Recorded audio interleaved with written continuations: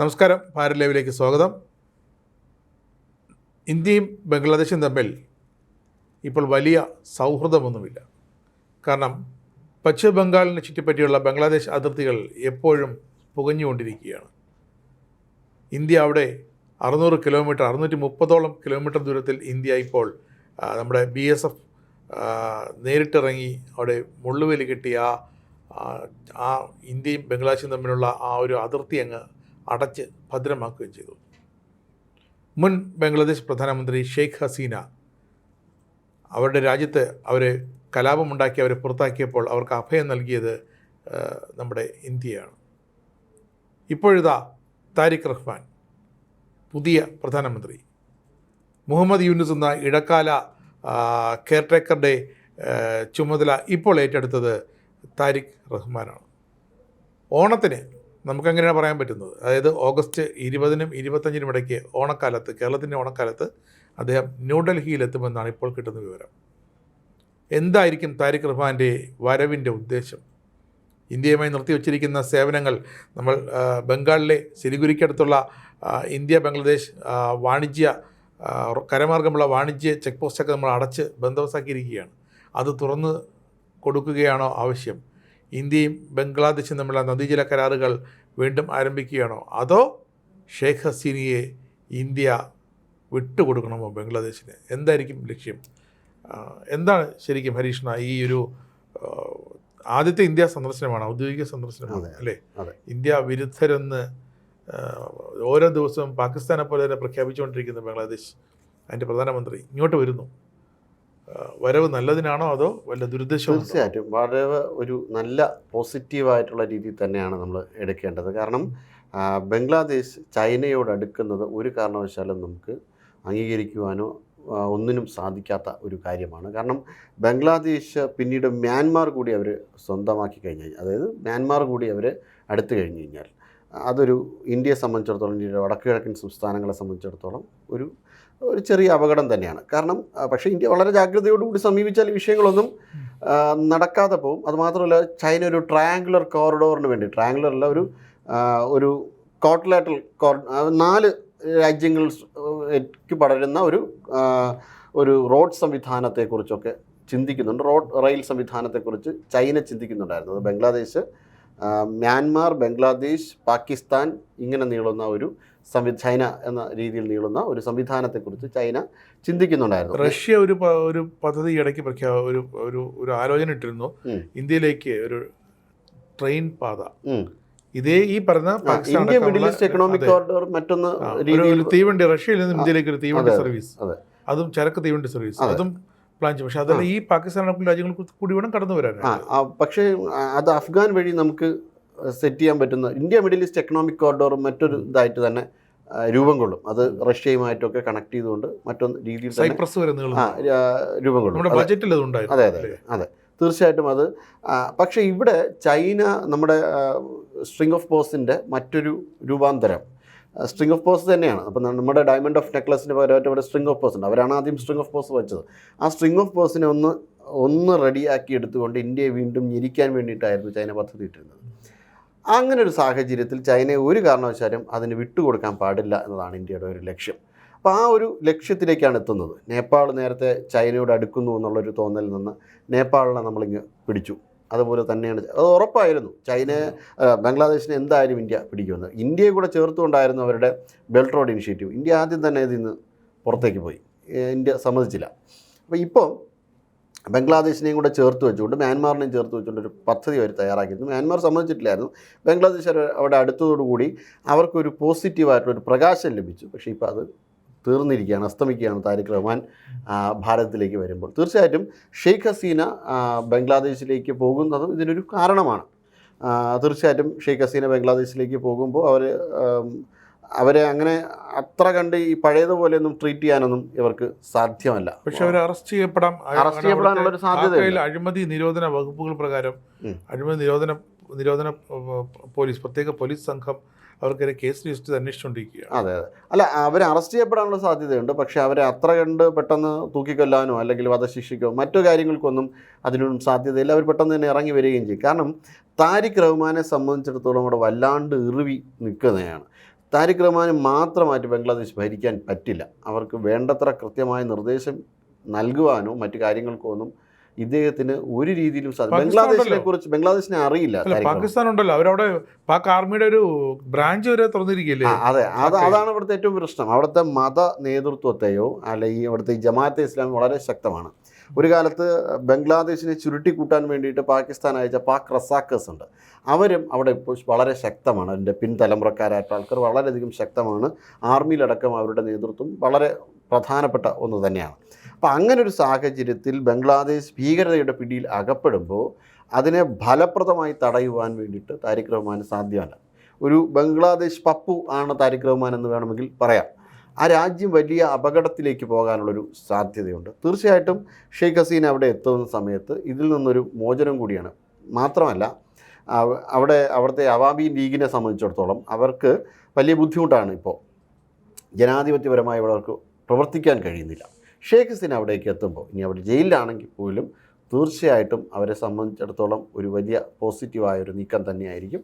അവർ jail മോചിതയാകുകയും ചെയ്യും. അഥവാ ജയിലിലേക്ക് അകപ്പെട്ടു പോയാലും അവർ ജയിൽ മോചിതയാകുകയും ചെയ്യും. വീണ്ടും ബംഗ്ലാദേശിൻ്റെ പ്രധാനമന്ത്രിയാകുകയും ചെയ്യും. പക്ഷേ ഇപ്പോഴത്തെ നിലവിലെ സാഹചര്യത്തിൽ ഇങ്ങനൊരു അവസ്ഥ ബംഗ്ലാദേശിനെ ചുറ്റിപ്പറ്റിയുണ്ട്. അത് മാത്രമല്ല, ബംഗ്ലാദേശിന് ഇന്ത്യ പെട്രോൾ കൊടുത്തില്ലെങ്കിൽ ഇപ്പോൾ പാകിസ്ഥാൻ്റെ അവസ്ഥയാവും. പാകിസ്ഥാന് കിലോമീറ്ററോളം ക്യൂ നിന്നാണ് അവർ പെട്രോൾ അടിക്കുന്നത്. ശുദ്ധീകരിച്ച പെട്രോൾ തന്നെ ബംഗ്ലാദേശിന് എത്തിച്ചാലേ പറ്റുള്ളൂ. കാരണം അവർക്ക് പ്രത്യേക സംവിധാനങ്ങളൊന്നുമില്ല. ഇന്ത്യ പോലെ ഒരു സ്ട്രാറ്റജിക് റിസർവ് ഇല്ല. അങ്ങനെ ഒരു സാഹചര്യത്തിൽ ഇന്ത്യ അങ്ങോട്ട് ഇന്ധനം നൽകിയാൽ മാത്രമേ ബംഗ്ലാദേശിന് പിടിച്ചു നിൽക്കാൻ പറ്റുള്ളൂ. അത് മാത്രമല്ല, അവരുടെ ചണ വ്യവസായം, പരുത്തി വ്യവസായം, ഇതെല്ലാം ഇന്ത്യയെ ആശ്രയിച്ചാണ് നിലനിൽക്കുന്നത്. ഇന്ത്യ ഒന്ന് കണ്ണടച്ചാൽ ഇന്ത്യയെ പോലെ അത്ര കണ്ട് സ്വാഭാവികമായ അവർക്ക് സഹായം കിട്ടുന്ന ഒരിടമല്ല ചൈന. ചൈന എപ്പോഴും ദുഷ്ടലാക്കോടുകൂടി മാത്രമേ വിഷയങ്ങളെ സമീപിക്കാറുള്ളൂ. അതുമാത്രമല്ല, ബംഗ്ലാദേശിനെ സംബന്ധിച്ചിടത്തോളം ബംഗ്ലാദേശിന് വളരെ പെട്ടെന്ന് റീച്ച് ചെയ്യാൻ പറ്റുന്നത് ഇന്ത്യയിലേക്കാണ്. ഇന്ത്യ തന്നെയാണ് ബംഗ്ലാദേശ്. കാരണം നമ്മുടെ ഭാരതത്തിൻ്റെ ഭാഗമായിരുന്നല്ലോ. അപ്പോൾ അത്ര കണ്ട് ഭാരതത്തോട് ഇഴുകിച്ചേർന്ന് കിടക്കുന്ന ബംഗ്ലാ സംസ്കാരം ഉൾക്കൊള്ളുന്ന ആൾക്കാരാണ്. അത് മാത്രമല്ല, ഈ Barak river treaty, Ganga river treaty 1996 ഉണ്ടാക്കിയതാണ്. 2026 ആകുമ്പോൾ അതിന് 30 വർഷം തികയാണ്.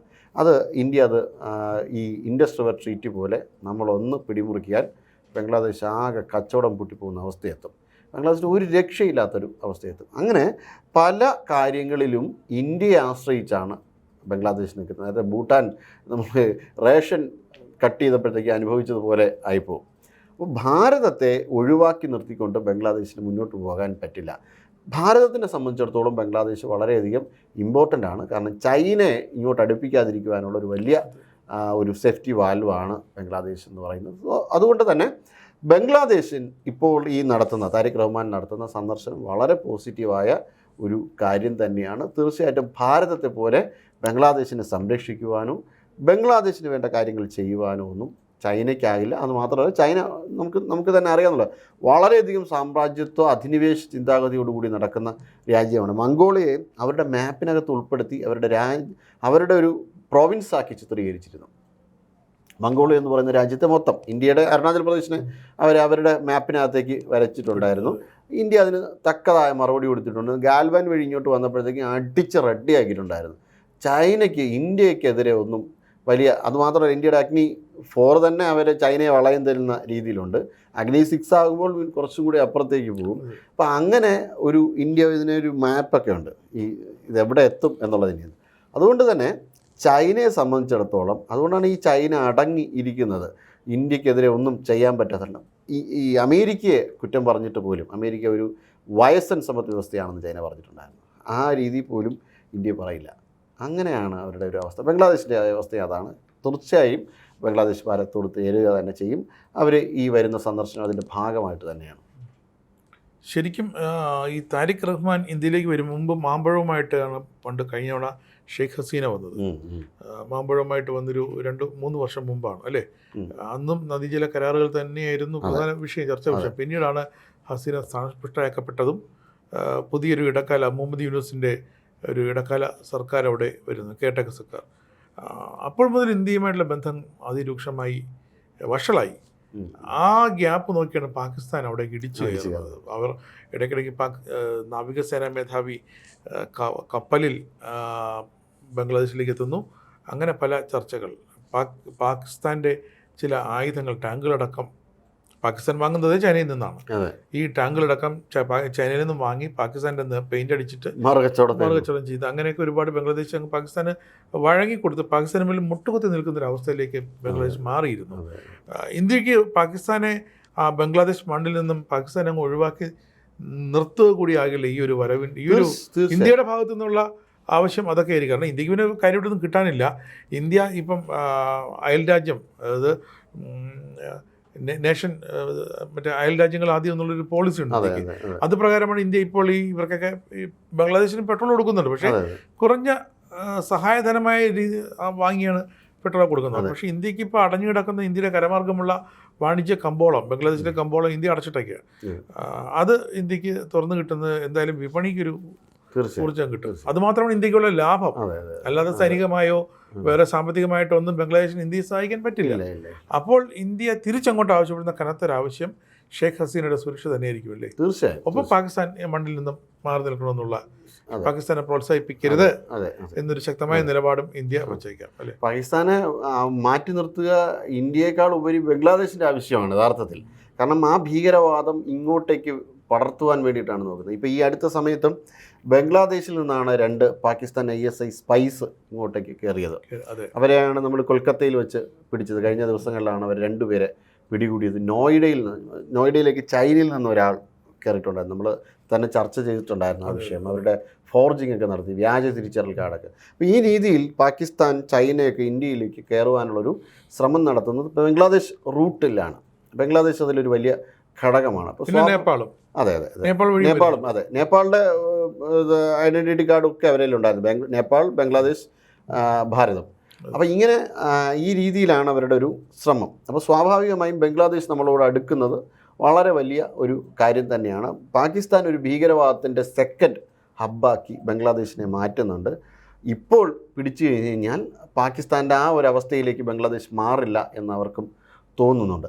പക്ഷേ പാകിസ്ഥാൻ നേരത്തെ അങ്ങനെ നേരത്തെ സൂചിപ്പിച്ചതുപോലെ ഈ മുഹമ്മദ് യൂനസിനെ മുൻനിർത്തിക്കൊണ്ട് അവരുടെ ഒരു ഗെയിമായിരുന്നു ഈ പാകിസ്ഥാൻ്റെയും ചൈനയുടെ ഒരു ഗെയിം, തുർക്കിയുടെ ഒരു ഗെയിമായിരുന്നു മുഹമ്മദ് യൂനസിനെ കൊണ്ടുപോവുക, ഗ്രേറ്റർ ബംഗ്ലാദേശ് എന്നൊരു ഈ ഭൂപടമൊക്കെ നിർമ്മിച്ചുകൊണ്ട് ഇന്ത്യയെ ടാർഗറ്റ് ചെയ്ത് മൂവ് ചെയ്യുക എന്നുള്ളത്. പക്ഷേ അബദ്ധവശാൽ അവിടെ ബംഗ്ലാദേശിൽ ഈ ജമാഅത്തെ ഇസ്ലാമി പരാജയപ്പെട്ടു. അതോടുകൂടി ആ പ്ലാൻ ഏകദേശം സ്റ്റോപ്പായിപ്പോയി. പക്ഷേ ഇപ്പോഴത്തെ ഒരു പ്രശ്നം എന്ന് പറഞ്ഞു കഴിഞ്ഞാൽ ഈ ബംഗ്ലാദേശിനകത്ത് ജമാഅത്തെ ഇസ്ലാമി ഒരു നിർണായക ഘടകമാണ്. വിജയിച്ചില്ല എങ്കിൽ പോലും ഏകദേശം 76 സീറ്റോളം അവർക്കുണ്ട്. അതുകൊണ്ട് തന്നെ അവർ ചില കാര്യങ്ങൾ ഭരണത്തിൽ പിടിമുറുക്കുന്നുണ്ട്, വളരെ നന്നായി കഴുത്ത് ഞെരിക്കുന്നുണ്ട് ഈ താരിഖ് റഹ്മാൻ സമയത്ത്. അപ്പോൾ ഈ താരിഖ് റഹ്മാൻ ഇതിൽ നിന്ന് എങ്ങനെയെങ്കിലും മോചനം നേടണം. അതിനും ഭാരതം വിചാരിച്ചാലേ നടക്കുള്ളൂ. ഭാരതം വിചാരിച്ചാലേ ഈ ടീമിനെയൊക്കെ പറഞ്ഞയക്കാൻ പറ്റുള്ളൂ. അപ്പോൾ കുറച്ച് അജ്ഞാതർ വേണമെങ്കിൽ ബംഗ്ലാദേശിലേക്കും എത്തുന്നതിൽ വലിയ തെറ്റൊന്നുമില്ല, ബംഗ്ലാദേശ് ആഗ്രഹിക്കുന്നുണ്ടെങ്കിൽ. അങ്ങനെ ഈ രീതിയിലൂടെ ഒരു ശുദ്ധീകലശം ബംഗ്ലാദേശിൽ വരേണ്ടിയിരിക്കുന്നു. അതോടൊപ്പം തന്നെ ഈ അങ്ങ് നേരത്തെ സൂചിപ്പിച്ച പോലെ മാംഗോ ഡിപ്ലോമസി അടക്കമുള്ള ഡിപ്ലോമസിയുമായിട്ട് ചേർന്നതുകൊണ്ട് ബംഗ്ലാദേശ് വളരെ നല്ല രീതിയിൽ മുന്നോട്ട് പോവുകയായിരുന്നു. പിന്നെ നമ്മുടെ അവിടുത്തെ ഹിന്ദു സമൂഹം അവരുടെ ഒറിജിൻ ഇന്ത്യയാണെന്നുള്ള ഒരൊറ്റ കാരണം കൊണ്ട് തന്നെ അവർ അവിടെ ക്രൂരമായ പീഡനങ്ങൾക്കും വംശീയ വെറിക്കുമൊക്കെ ഇരയായിക്കൊണ്ടിരിക്കുകയാണ്. അത് ഇന്ത്യ വിരുദ്ധ പ്രകടനങ്ങൾ, എത്രയോ പേരെ മർദ്ദിച്ചു കൊന്നു, ആൾക്കൂട്ട കൊലപാതകങ്ങൾ. അങ്ങനെ അവിടുത്തെ ഇന്ത്യക്കാർ, പ്രത്യേകിച്ച് ഹിന്ദുമത വിശ്വാസികൾ ആകെ ഭീതിയിലാണ്. ശരിക്കും അതിനൊക്കെ ഒരു പരിഹാരം ഉണ്ടാക്കാൻ സാധിക്കുമായിരിക്കുമല്ലോ ഈ ഒരു വരവ് കൊണ്ട്. അതായത് താരിഖ് റഹ്മാനെ വിളിച്ചു വരുത്തി ഇന്ത്യ അതിനൊരു തീരുമാനമുണ്ടാക്കി തിരിച്ചുവിടുമായിരിക്കും അല്ലേ? തീർച്ചയായും. ഇന്നലെ തിരംഗ യാത്രയിലെ ഒരു ചിത്രങ്ങൾ, ചില ഉയർത്തപ്പെട്ട ചില ചിത്രങ്ങളിൽ ഒന്ന് ദീപു ചന്ദ്രദാസിൻ്റെയാണ്, ബംഗ്ലാദേശിൽ കൊല്ലപ്പെട്ട ദീപു ചന്ദ്രദാസിൻ്റെയാണ്. അപ്പോൾ ആ അർത്ഥത്തിൽ ഇന്ത്യക്ക് വലിയ ലോങ് കൺസേൺ, വളരെ കൃത്യമായ ഒരു കൺസേൺ ബംഗ്ലാദേശിലെ ഹിന്ദുക്കളോട്, ബംഗ്ലാദേശികളായിട്ടുള്ള അവിടെ ബംഗ്ലാദേശി ന്യൂനപക്ഷത്തിനോട് ഉണ്ട്. കാരണം ഈ രീതിയിൽ ആക്രമിക്കപ്പെടാൻ പാടില്ല പാകിസ്ഥാനിലുള്ളതുപോലെ എന്നുള്ളൊരു കൺസേൺ ഉണ്ട്. ബംഗ്ലാദേശ് ആ രീതിയിലൊന്നും അല്ല. ബംഗ്ലാദേശിലെ ഭൂരിപക്ഷ ജനത പാകിസ്ഥാനികളെ പോലെ അത്ര ഭീകരമായ അവസ്ഥയിൽ ജീവിക്കുന്ന ഒരാൾക്കാരൊന്നും അല്ല ബംഗ്ലാദേശിലുള്ളത്. പക്ഷേ കുറച്ച് ശതമാനം ആൾക്കാർ അവിടെ ഭീകരവാദികളായിട്ടുള്ള ആൾക്കാരുണ്ട്. പക്ഷേ ബഹുഭൂരിപക്ഷം ആൾക്കാർ ഈ രീതിയിൽ ചിന്തിക്കുന്ന ആൾക്കാരല്ല. പക്ഷേ അവരെ കൺവെർട്ടഡ് ആവാൻ സാധ്യതയുണ്ട്. കാരണം അവർക്ക് നിലനിൽപ്പില്ലാതെ വരുമ്പോഴത്തേക്കും ഈ ഭീകരവാദം അവർക്ക് ഭീകരവാദത്തിലൂടെ പോയാലേ മതിയാവുള്ളൂ. ഭീകരവാദി ആകാത്ത ആൾക്കാർക്ക് അവിടെ നിലനിൽക്കാൻ പറ്റുന്നില്ലെങ്കിൽ തീർച്ചയായിട്ടും അവർ ആ ഫോൾഡിലേക്ക് കൺവെർട്ട് ചെയ്യും. അങ്ങനെ ഒരവസ്ഥ ബംഗ്ലാദേശിലേക്ക് ഉണ്ടാകാൻ പാടില്ല എന്ന് ഭാരതത്തിന് വലിയ നിർബന്ധമുണ്ട്. അതും ഇതിൻ്റെ കൂട്ടത്തിലൊരു വലിയ ചർച്ചാ വിഷയമായ കാര്യമാണ്. അത് മാത്രമല്ല, ബംഗ്ലാദേശ് പാകിസ്ഥാനോടൊപ്പം ബംഗ്ലാദേശിനെ പാട്ടിലാക്കുവാൻ വേണ്ടി സൗദിയുടെ ഒരു മാരിടൈം ഡിഫൻസ് ഒരു 14 രാജ്യങ്ങളുടെ ഒരു സംഘടന അവർ രൂപീകരിച്ചു. അതിലും ബംഗ്ലാദേശ് ഭാഗമായിരുന്നു. ബംഗ്ലാദേശിൽ നിന്ന് അവർക്ക് എന്തെങ്കിലും കിട്ടുമെന്ന് വിചാരിച്ചിട്ടല്ല, ബംഗ്ലാദേശിന് ഈ ഒരു ലക്ഷ്യത്തോടു കൂടിയാണ് അവർ പാട്ടിലാക്കാൻ വേണ്ടിയിട്ട് ശ്രമം നടത്തിയത്. അതിനകത്ത് പാകിസ്ഥാനുണ്ട്, അങ്ങനെ പല രാജ്യങ്ങളുമുണ്ട്. കുവൈറ്റ് അതിൽ നിന്ന് മാറി നിൽക്കുകയായിരുന്നു ചെയ്തിരുന്നത്. അപ്പോൾ അങ്ങനെ ചില രാജ്യങ്ങൾ അതിനകത്ത് വളരെ ശക്തമായ രീതിയിൽ മുൻപോട്ട് വന്നതിനെ തുടർന്ന് അതും ഭാരതത്തെ ഒരു കൃത്യമായ രീതിയിൽ ഭാരതം നോക്കിക്കണ്ടിരുന്നു. അപ്പോൾ അതുകൊണ്ട് തന്നെ ബംഗ്ലാദേശ് മറ്റൊരു ഫോൾഡിലേക്ക്, പാകിസ്ഥാൻ ഫോൾഡിലേക്ക് പോകുകയും അതിൽ നമ്മൾ നിന്ന് അകലുകയും ചെയ്യുന്നത് നമുക്കത്ര പോസിറ്റീവായ കാര്യമല്ല. തീർച്ചയായിട്ടും താരിഖ് റഹ്മാൻ വരുന്നതോടുകൂടി അത് നമ്മളും ബംഗ്ലാദേശും തമ്മിലുള്ളൊരു ബന്ധം വളരെയധികം ഊഷ്മളമാകുകയും അതോടൊപ്പം ഷെയ്ഖ് ഹസീന ഉൾപ്പെടെ അവർ നമ്മളെ നിഷ്കരണം തള്ളിക്കളയുകയല്ല ചെയ്യുന്നത്, അവരെയും അവർക്ക് വലിയ പ്രശ്നങ്ങളൊന്നും ഉണ്ടാകാതിരിക്കാനുള്ള എല്ലാ നീക്കങ്ങളും ഭാരതം നടത്തുകയും ചെയ്യും.